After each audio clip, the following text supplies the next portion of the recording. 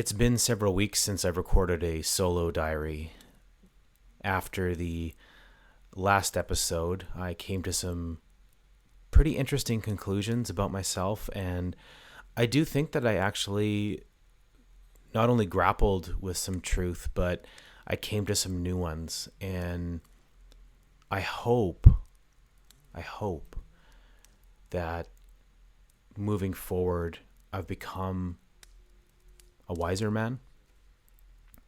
Still, I have to admit, I sat down to record another episode last week and I found myself stuck. Luckily, I had a backup plan. I had a backup episode recorded with my friend James, which, if you haven't listened to, I really encourage you to take a listen to it. James offers some pretty powerful insights about his own journey, which was very inspiring to me. I can't help but reflect on that feeling of being stuck. And strangely, I had a bunch of conversations with other men who were feeling the same. In fact, a friend that I hadn't spoken to in must have been 8 years reached out and we did a call. And he was talking about in his creative life and his professional life, things seemed frozen. He couldn't get things to move forward, whether it was a project or in his career. It was just locked in place. But I also sensed an ongoing theme through that conversation of people letting him down. And that's something that I can definitely relate to myself. We always want to believe the best intentions from people, but we have to be honest with the impact that people have on our lives. And maybe they contribute to us feeling stuck. And also just a general sense of feeling alone with worries and goals. And I think this has led me to the topic today, which is the value of the friendships that we have. I talk about this quite often, but I want to share how specific men in my life have taught me valuable lessons and carry me through these more difficult times. And maybe through this conversation, you can assess the people around you, because friends are so integral to the experience of the human condition. I'm reminded of Seneca the Younger saying, one of the most beautiful qualities of true friendship is to understand and to be understood. It really centers our experiences in this life here on earth. So I'm going to share a few more struggles over the last few years and how each of these struggles were overcome by the influence of a particular man, a particular friend in my life. They helped me through. And today I'm going to drop some names.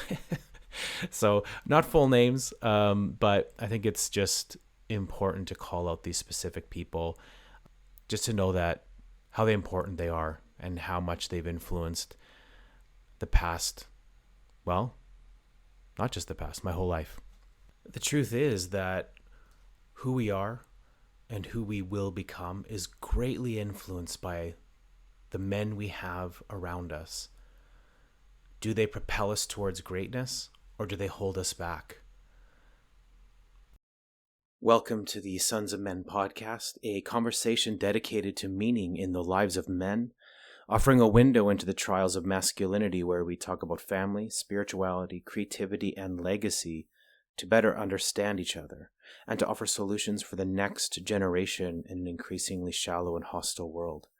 I'm your host, Curtis Weeb, a father and husband, addict in lifelong recovery, and an advocate for men struggling in the shadow of suffering. This is episode 7, In These Bonds. Well, I've gone through a lot of changes, I would say, over the course of the last 10 years specifically. Not just in who I am, but I guess in where life has taken me. I found a partner. I had a child.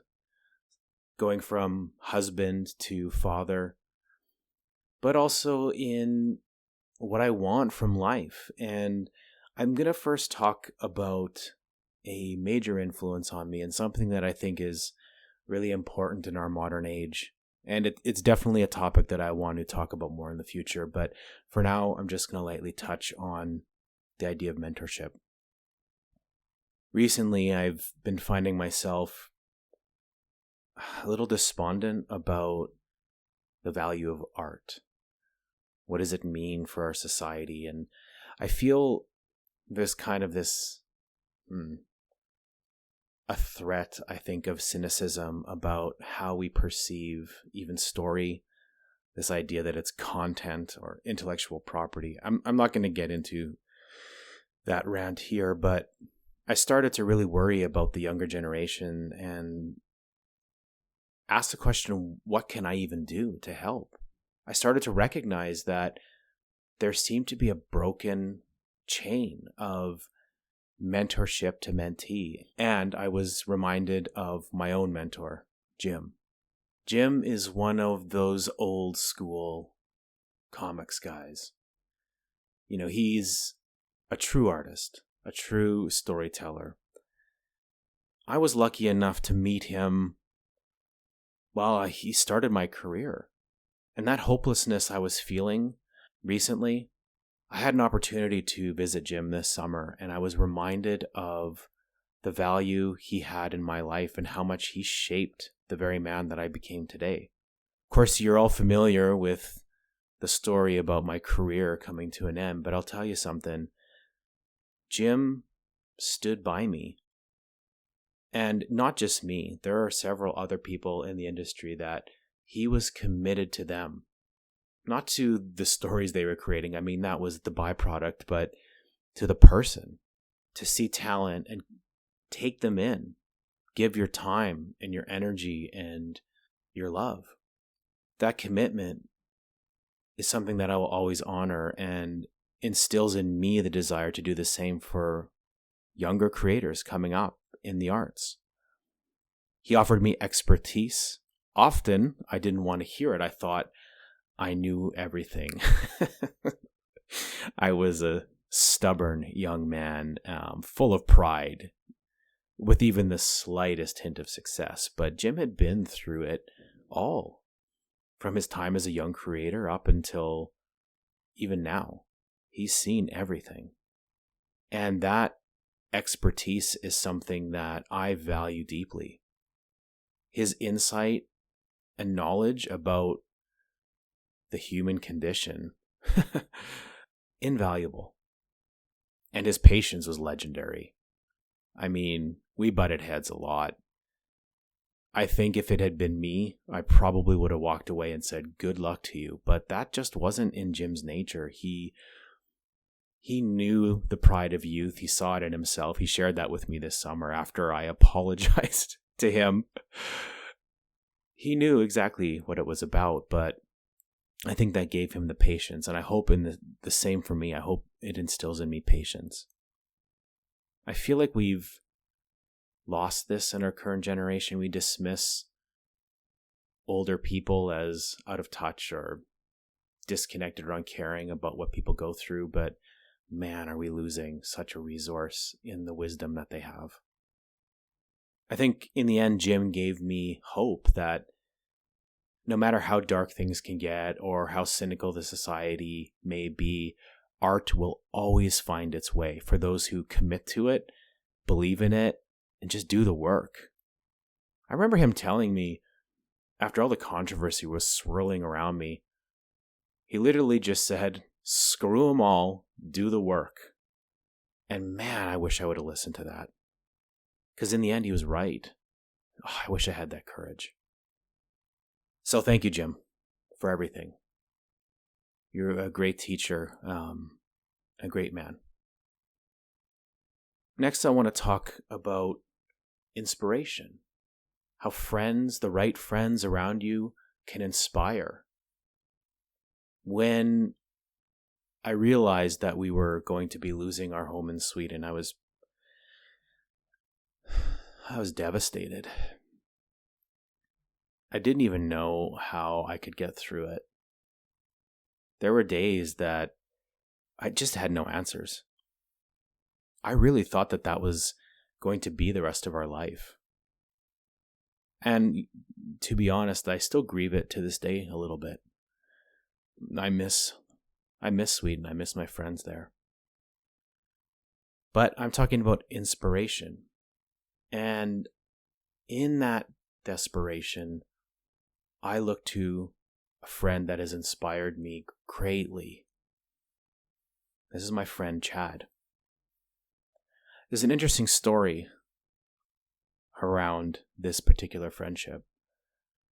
We were kids. We lived in the same town when I was a child. From the time kindergarten all the way up to grade 4, we lived in the same town, but he moved away with his family. And that was I remember, even though I was a small boy, I remember how devastating that was. It was a whole world that was lost to me.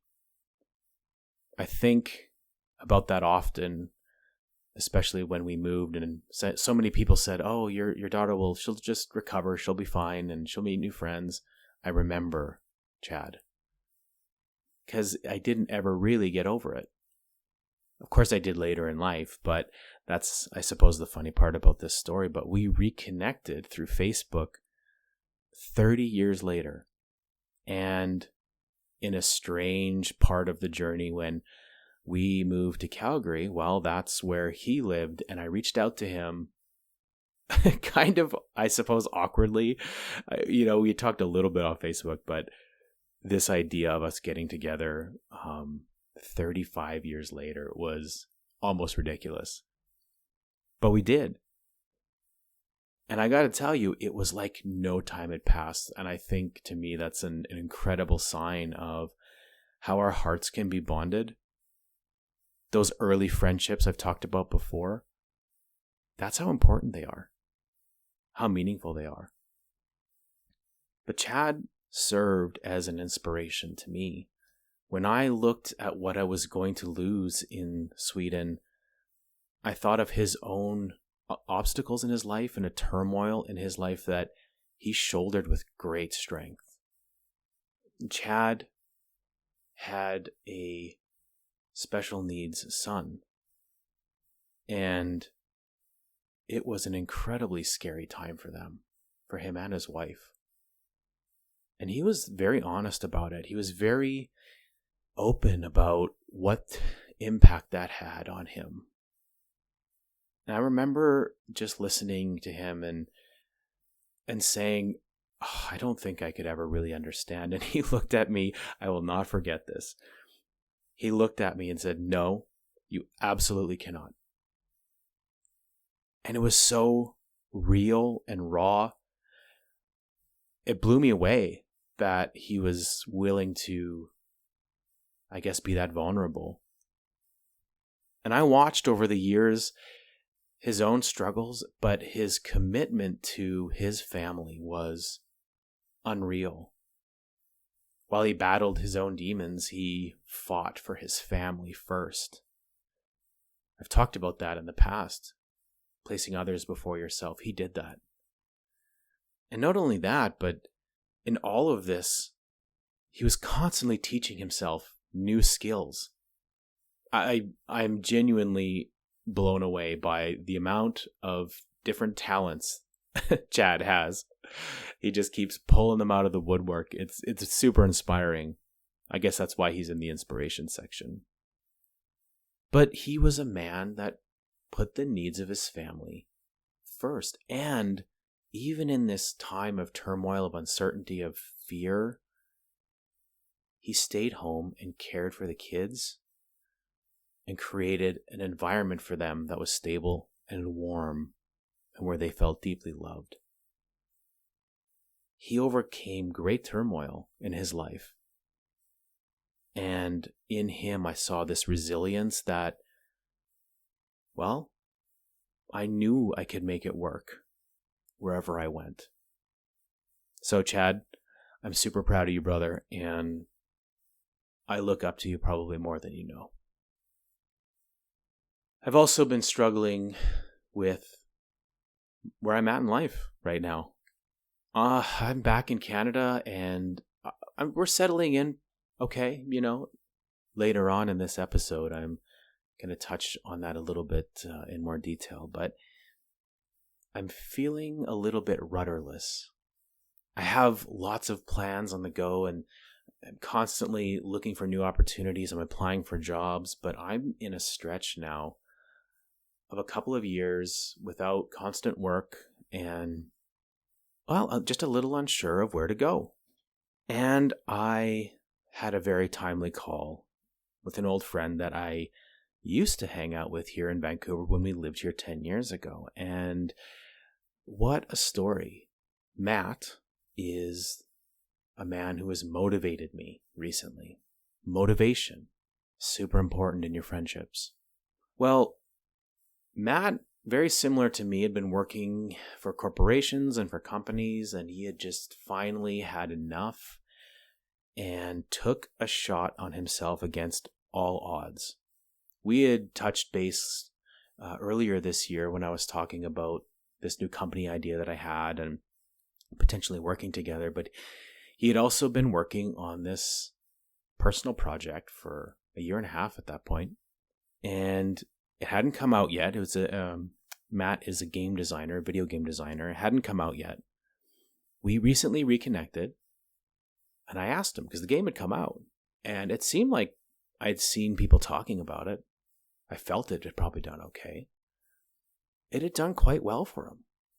He told me that there was a time when the funds were running out and he started to feel the pressure of having to pay his bills, and he almost took a deal that would have ensured stability there, but would have taken away a lot of his ownership of the project. And he just went all in on himself. I'm reminded of the book Shoeless Joe. If you've ever read that book, it was the inspiration for Field of Dreams. It was actually a major inspiration for what has become Fast Vision Publishing, which is this publishing company I mentioned before that I'm pulling together. But a major theme of that book is cutting down your crops to build a dream. It seems like madness to most people outside looking in, but for the entrepreneur, it's what we do. He risked failure and found a reward, and I found that deeply motivating. And of course, his journey wasn't without struggle, but I really admired what he was able to pull off with belief in himself and the project he was creating. What a motivation for me. Matt, thank you so much. And keep going. I can't wait to see what you work on next. The next is accountability. Oh, I've been pretty open about my relapse into addiction and the shame, I think, that comes with it. You really don't want to admit it even to yourself, and to take that outward to people and admit that. It's really difficult, but I want to thank my friend Owen, who, yes, has been on this podcast before. We were similar men going through similar issues at the time, before I moved to Sweden.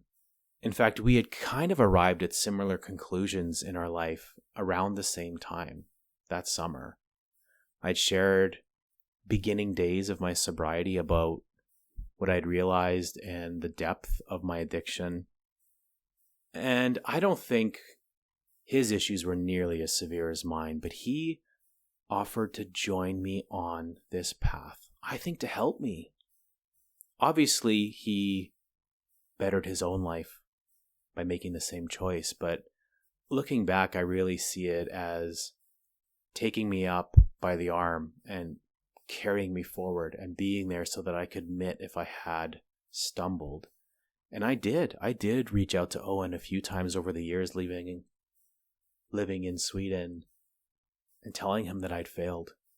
But he was always compassionate, always kind and encouraging. And in those years, he was honest with his own struggles. That accountability was crucial to me for my long-term health. Owen, thank you, brother. I wouldn't be here without you. Dedication, It's another important word for me. I'm reminded of one of my dearest friends in Sweden, who I haven't had an opportunity to talk about yet. Moving back to Vancouver was really hard in a lot of ways. From my faith, I felt a lot of peace, but I was still adrift, trying to figure out where I fit in, and caught between two worlds, really. There was one friend in particular, Mikhail, who remained dedicated to me, as he'd always been since we first met when I started working at my first job in Sweden. He was one of the first people I met, actually. And we ended up moving into a neighborhood close to where he lived on his recommendation because we didn't know Stockholm. He took us under his wing to show us his area of the city, and that's where we ended up moving. We were a 5-minute walk from each other, which ended up being one of the most valuable experiences in Stockholm for us. Well, for me. Mikhail is the kind of guy that is there for you for any need that you have, and you don't need to ask. We did, I can't even count how many kilometers we walked together. Talking, checking in with each other. It was frequent. It was part of my life, my everyday life. I knew that whenever I was starting to struggle or feel down and all that darkness I've talked about before, Mikhail would always just reach out at the right time, and he'd listen. On our final night in Stockholm, we had a barbecue. We had all of our friends over, and Mikhail put together a beautiful concert for us. So thoughtful. He picked songs for us, for my family, and for our friendship. And that is maybe, oh boy, the most beautiful thing I've ever experienced. Maybe I still don't really understand how beautiful that is. Now I'm in Vancouver. Still, he reaches out to me. He checks in with me, reminds me that I'm loved and that I'm missed. And that dedication has helped me feel not adrift, but rooted in two places. I still have a heart in Sweden, and I'm building a new one here in Vancouver, and they don't need to cancel each other out. They can exist at the same time. And Mikhail, you stood up for me at my wedding, and you stand up for me in my life. And you're loved, brother. This is a tough one. The next one, discipline. I'm going to try to laugh a bit because I'm choking up here talking about all these amazing men in my life. I should have known better. This is going to be a tough one. Discipline. Well, I talked about my resentfulness this summer, my pride issues with those work experiences. And I am reminded of my friend Björn, and clearly he's a Swede. I think you can understand from his name. I probably am still not pronouncing his name right. I'm sorry, brother. I'm sorry I never learned your language. I think of something very specific with Björn. It was actually at our wedding, and not me and Björn's wedding, me and my wife's wedding. But Björn also stood up for me.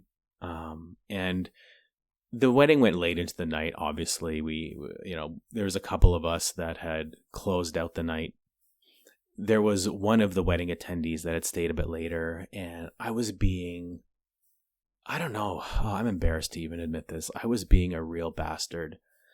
I was cracking jokes at her expense, and I just wasn't even aware of it. And I just kept making these mean-spirited jokes. And I remember looking across at Björn, and he looked at me, like Christ himself, just this look of gentle condemnation. And he just held out a finger and pointed at me. And that was it. I felt instantly ashamed of my behavior, and he instantly course corrected me towards kindness. And I'm going to tell you, that wasn't a temporary course correction. That person I came to really respect and love and value because Bjorn had the courage to tell me to stop it and that he expected better of me. Because I respected his insight and his opinion, that discipline allowed me to see this person in new light and change my behavior, making me a better person, making me a better man. So Bjorn, again, I'm sorry I never learned Swedish, but I love you for the impact you had on my life and turning me towards greatness. You're missed. And lastly, I'm going to talk about comfort. I was in a pretty bad place last November. I think I knew that our time in Sweden was coming to an end. I was also in the middle of trying to understand my new perspective on life with God and faith, and also this vision for a company that I thought was coming together. And I came back to Canada to visit some friends, and I came in like a burning meteor with all of these wild ideas, and I was at, I would say I was at an emotional end. And these two friends, John and Josh, these are lifelong friends that have stayed with me my entire life. Going back for Josh to grade 4 and John to grade 7, these two guys have been the backbone of my life. It's one of those friendships that 10 years could pass and we could sit down in the room. Even if we said nothing, it would still be comfortable. You know what I'm talking about. You have friends like that, I'm certain. We grew up together. We were raised in that same value system that I mentioned previously of this Christian town and community. We had this heart that was woven together with those shared values. And so I know that at any point I can reach out to one of these guys and I will be cared for. And that's what happened when I came crashing back to Canada from Sweden with my head on fire. And they just quietly accepted me. No judgment. They just met me where I was at. They listened to me. I'm sure they were concerned. But they have just invested in my life at every change and every fork in the road that I've gone through. There is something powerful about that kind of comfort. It's a true love only found in this lifelong journey together. And I know we're going to grow old together if God is willing for us to live that long. And I think that's a beautiful thing. And John and Josh, you're my boys.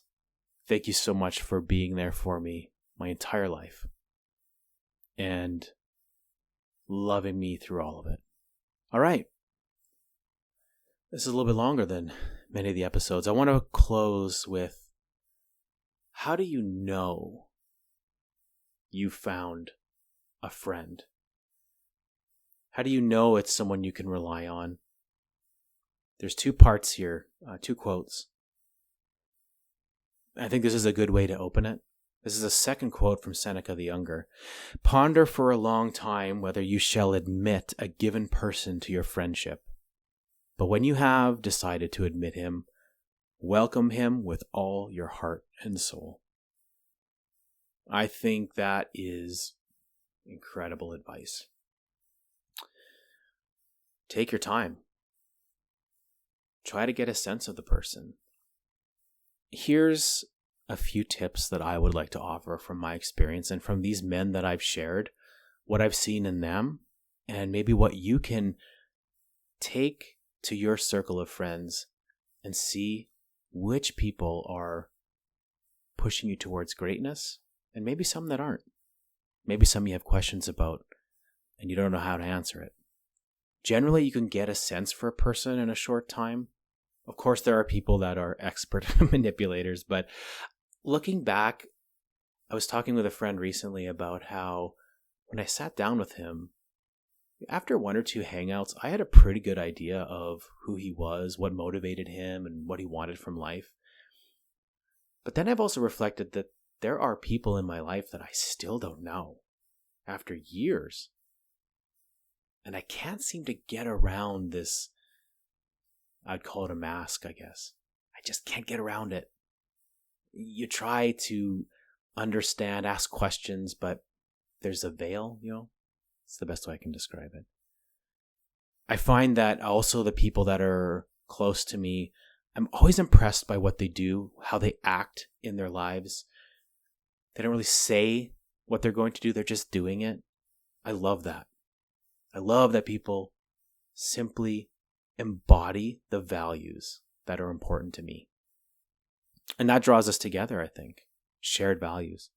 Also, are they surrounded by good people who also speak well of them? That's a really important one. Being surrounded by good people, second opinions. Yeah, I've worked with this guy. He's great. I think that's a really good sign. Long-term investment. Embodying those values that I said earlier. Dedication is a good one. They don't ask for much, but they offer a lot. These are things that I also want to embody in my own life. People reach out to me. Just help them if I can. Just quietly serving. Pay attention. I'm sure you have friends like that around you. Those are the good ones. They stand by you in the darkest times. Wow, have I seen many examples of that in my life over the last 10 years. When things are really tough, who's there? Who's at your side? Are they eager for growth to become better and also encouraging you to do the same? That is a fantastic trait. Always pushing you for growth. And in their own life too, challenging their beliefs, changing their opinions, bettering themselves, new skills, new friendships, new opportunities, always pushing forward. If it's a work-related thing, which has kind of come up in the conversation in the last few weeks, you surround yourself with driven and talented people. And I would say people who outclass you in your own pursuits. I would say that for friends or business. That's going to make you better. It's going to motivate you to meet their excellence. To close, I want to share a verse. You all know of my journey in faith. I think there are things in the Bible that are incredible for answering deep questions about the human condition. Proverbs 13:20 talks about friends.